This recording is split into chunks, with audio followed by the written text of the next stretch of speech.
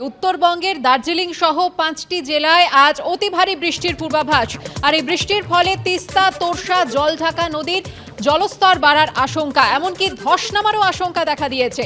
বিস্তারিত জানবো, কথা বলবো আমাদের প্রতিনিধি অরিত্রিক ভট্টাচার্যের সঙ্গে। আগামী ৩ দিনের কথা যদি বলা যায় তাহলে উত্তরবঙ্গ এবং দক্ষিণবঙ্গে একেবারে বিপরীত আবহাওয়া লক্ষ্য করা যাবে। উত্তরবঙ্গে কথা তুমি বলছিলে যে আজকে ওপরের দিকের ৫ জেলা অর্থাৎ দার্জিলিং, কালিম্পং, জলপাইগুড়ি, আলিপুরদুয়ার, কুচবিহার, এই ৫ জেলায় অতি ভারী বৃষ্টির আশঙ্কা রয়েছে।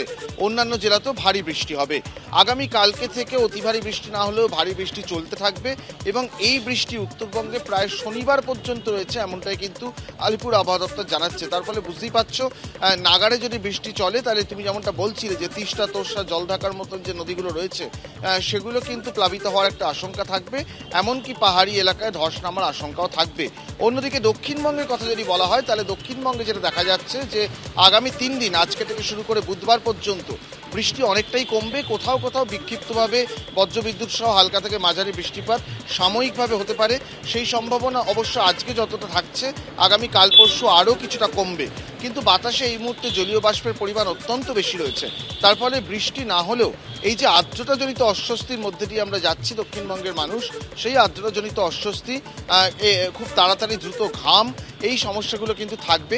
বৃহস্পতিবার থেকে দক্ষিণবঙ্গে বৃষ্টির পরিমাণ কিছুটা বাড়তে পারে, কিন্তু তখনও উত্তরবঙ্গে বৃষ্টি চলবে। উত্তরবঙ্গে প্রায় শনিবার পর্যন্ত বৃষ্টির পূর্বাভাস আছে এবং সেরকমই সতর্কতা আলিপুর আবহাওয়া দপ্তর জারি করেছে।